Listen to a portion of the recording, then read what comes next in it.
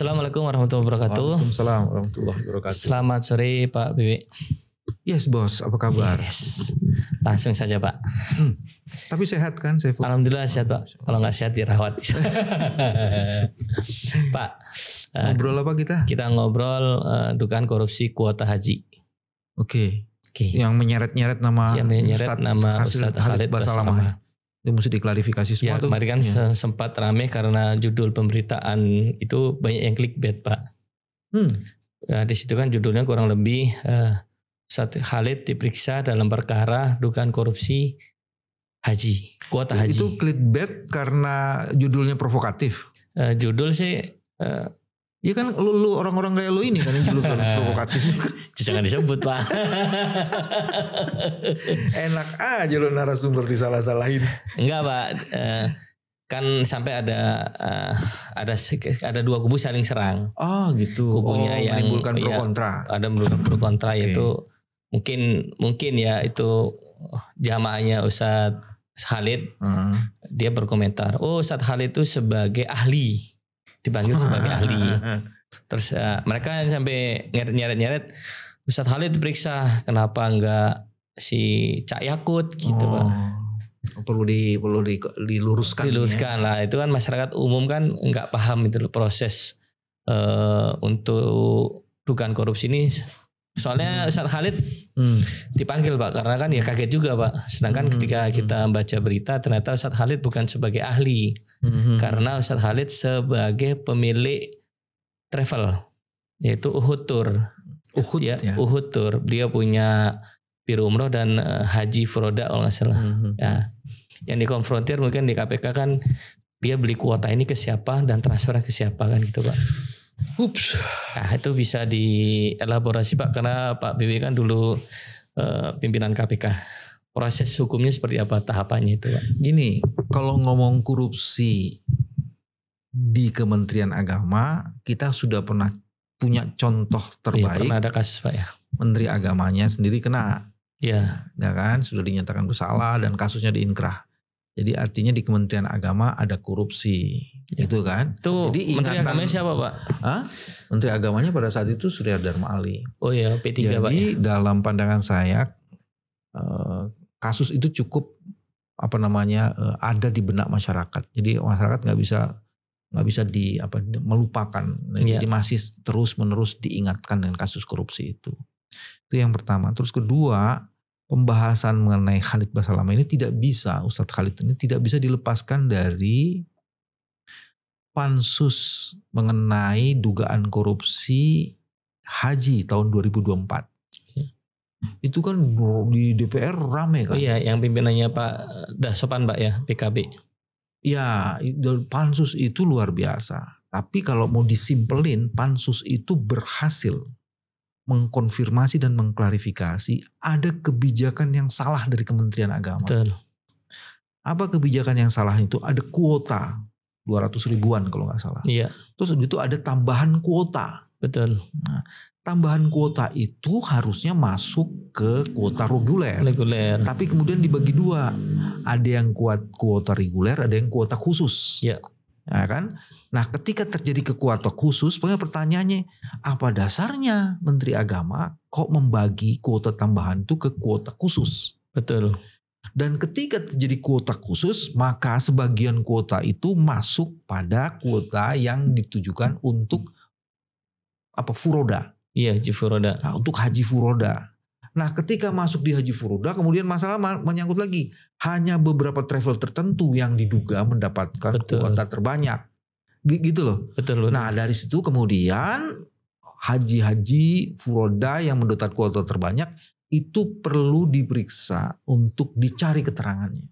Betul. Nah, ini bagiannya ini. Jadi kita nggak bisa ngelepasin nih kasus yang tiba-tiba menyeruak ke atas itu mengenai Ustadz Khalid Basalamah itu dengan seolah-olah itu terlepas. Enggak, ini berkaitan dengan pansus itu. Dugaannya Menteri Agama pada saat itu Cak Yakut itu diduga, atau Gus Yakut diduga orang yang terlibat. Ya. Nah, gitu loh. Sempat dipanggil oleh pansus kan nggak datang Pak ya? Sempat dipanggil. Pokoknya ada dramanya berseri-seri itu pada saat itu ya. Tapi kalau nggak salah simpulannya pansus seperti itu. Iya. berhasil membuktikan ada kebijakan yang bermasalah karena memberikan konsesi yang tidak pada tempatnya, yaitu menimbulkan sinyalemen macam-macam. Nah itu yang jadi. Nah bagaimana dengan Ustadz Yakut lagi, Ustadz Khalid Basalamah dalam kaitan dengan itu? Yang pertama gini,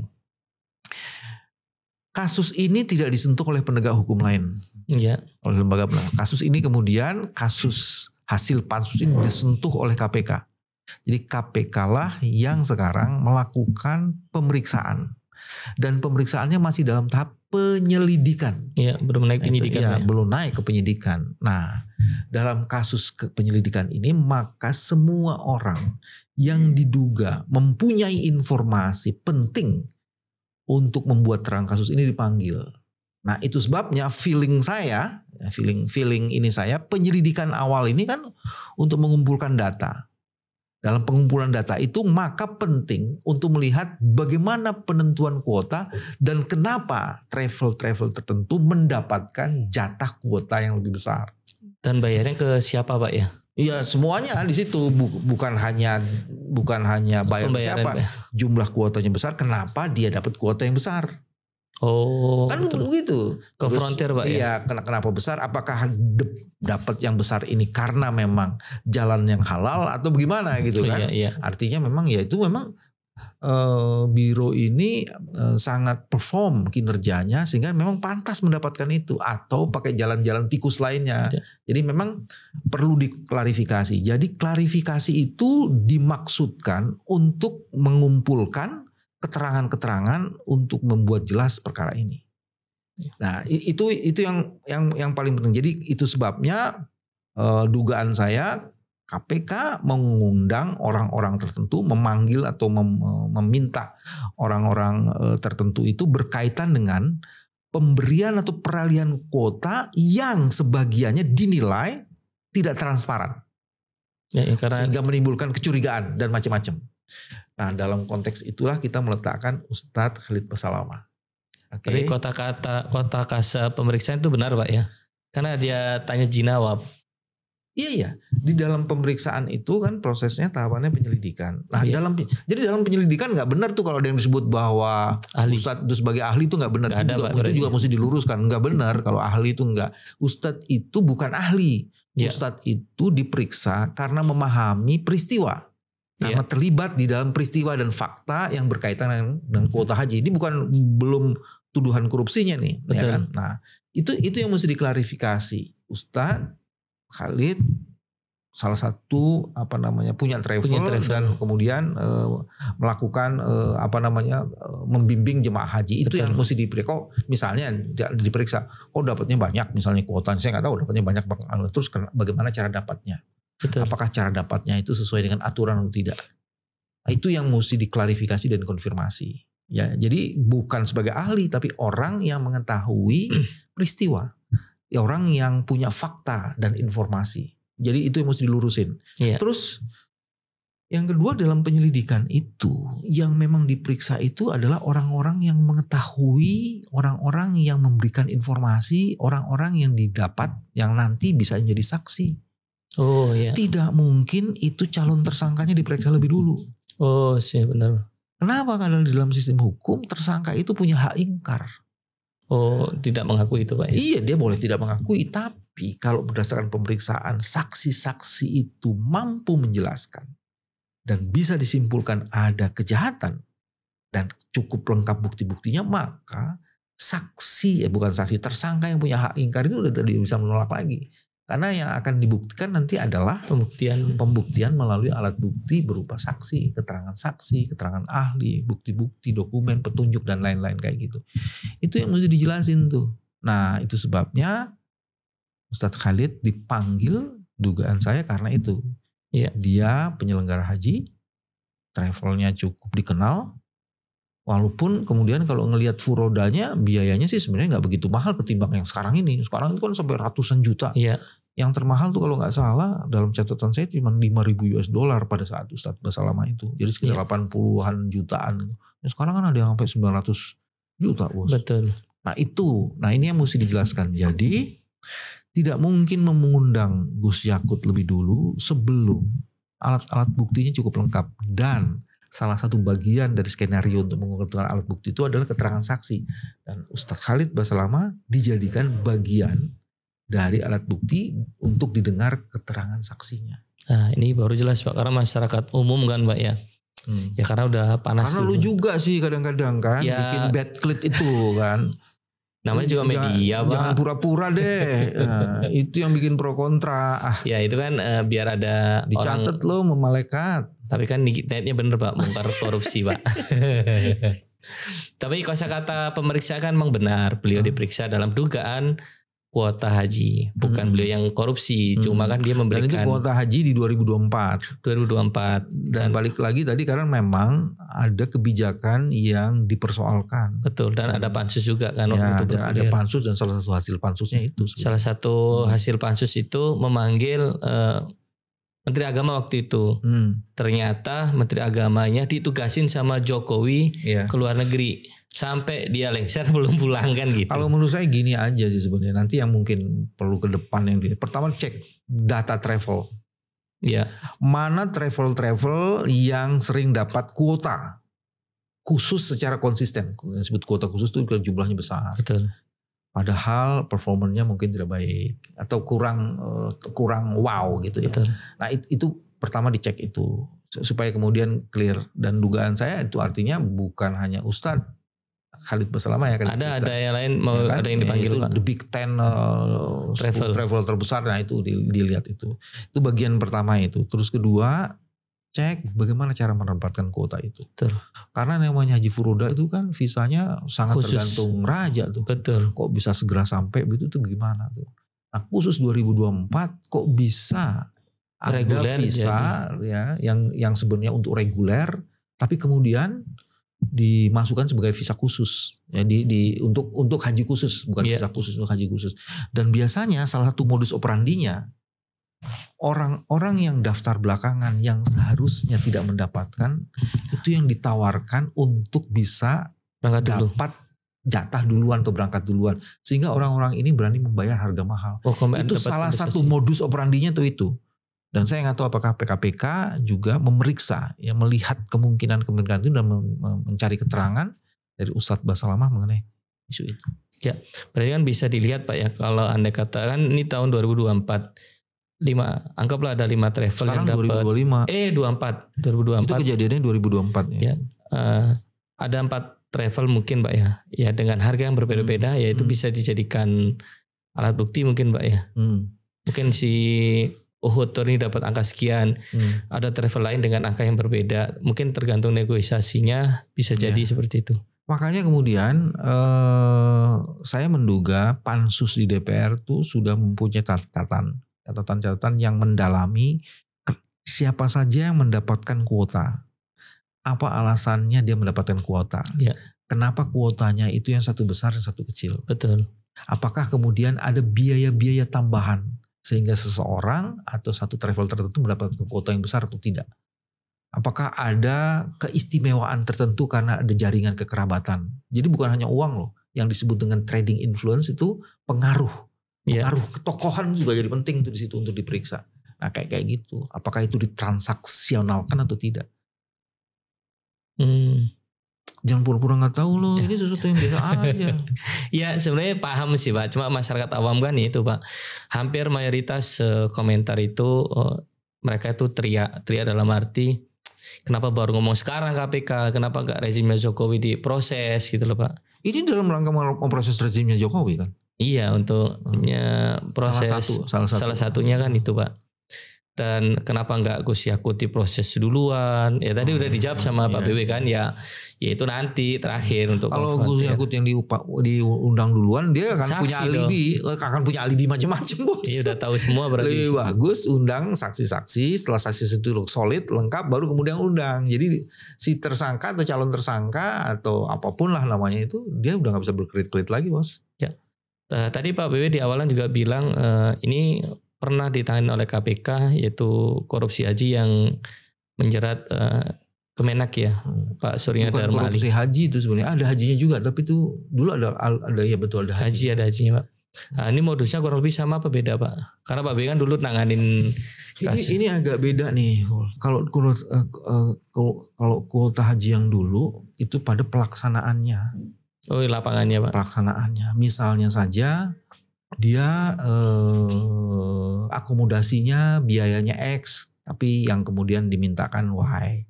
Kayak gitu. Terus udah gitu ada begitu banyak orang masuk di dalam rombongan pemerintahan. Seolah-olah itu menjadi bagian dari pekerjaan, padahal dia nggak kerja apa-apa. Bagian PPKH itu. Ya, yang kayak gitu tuh. Ada yang model-model. Jadi orang mendapatkan fasilitas tertentu, padahal nggak dapat pekerjaan. Padahal banyak orang lain yang seharusnya ikut karena harus support proses penyelenggaraan haji itu. Tapi jangan salah, walaupun tahun 2025 belum ada informasi soal korupsi, penyelenggaraan haji 2025 tuh termasuk yang terjelek. Ya, karena ada yang kemarin jalan kaki, ada yang meninggal tuh ya. Iya. Itu juga mesti dikemukakan tuh. Ya, sebenarnya itu Pak, ada lagi kenapa baru sekarang KPK yang proses, terus yang kedua kok KPK bikin gebrakannya itu sekalian, kan selama ini kan Pak Prabowo kan jarang pakai KPK Pak.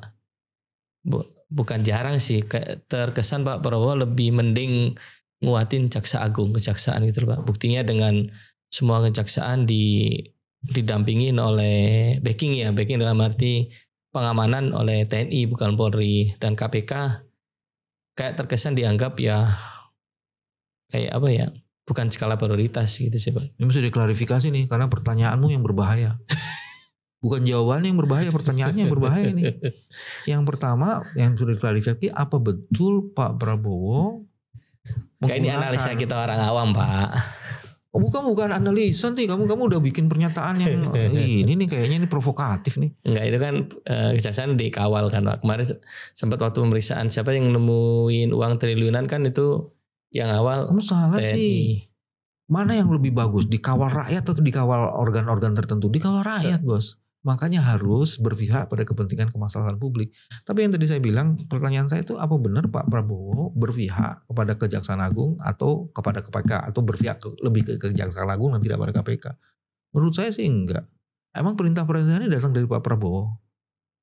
Enggak lah, penyidikan punya independensi. Oh iya, kalau itu untuk pengamanannya kan permintaan dari kejaksaan ke ya permintaan. Itu kan mesti dicek permintaan itu pasti punya alasan. Cuman yang saya mau bilang begini. Siapapun yang menyentuh persoalan-persoalan korupsi yang merugikan kepentingan masyarakat itu harus didukung. Ya. Itu yang jauh lebih penting. Dan haji adalah salah satu bagian penting yang harus diperhatikan. Dan itu sebabnya kalau KPK sekarang masuk di dalam satu kasus yang menyangkut hajat hidup orang banyak, terutama orang-orang Islam, itu harus diapresiasi. Dan proses yang dilakukan memang hari ini adalah collecting information, melakukan penyelidikan untuk mendapatkan informasi sebanyak-banyaknya. Dan orang-orang itu pasti orang-orang yang memang punya pengetahuan informasi. Dan salah satunya adalah Ustadz Khalid Basalamah. Karena dia salah satu travel yang melakukan penyelenggaraan haji. Apalagi haji furoda. Iya. Udah Pul, jangan ditambah-tambahin. Enggak sih. Apalagi udah lengkap kan? Enggak, itu cukup Pak. Cuma ada satu lagi Pak. Satu aja. Tahun 2024 sempat rame itu perihal BPKH-nya yang pendamping hajinya itu Pak. Petugas hajinya itu kebanyakan dari organisasi tertentu gitu Pak. Ya itu. Ya itu bisa nggak Pak itu diaudit atau? Bukan bisa Pul. Itu harus diaudit. Kalau bisa seolah-olah fakultatif, wajib diaudit. Setiap penyelenggaraan itu kan harus diaudit. Iya, terkesan kan orang-orang dapat dari ormas tertentu lah. Sekarang gue tanya, ya ormas mana? Lu jangan bikin ini loh, coba sebut ormas mana? Kena delay nggak nih? Ya sebut inisialnya. Ya ormas itu paling NKRI. Maksud lu siapa nih? Itu Pak. Gak jelas lu. Gak berani Pak, gak berani ngomong. Saya tahu maksudnya, tapi disudahi dulu. Udah kan? Iya, udah jelas kan? Jadi pemeriksaan Ustadz Khalid Basalamah itu sesuatu yang biasa. Biasa Pak ya. Bahwa dia diperiksa karena mungkin dia termasuk biro perjalanan haji yang paling besar menyediakan haji furoda. Ya. Mungkin ya, saya nggak tahu.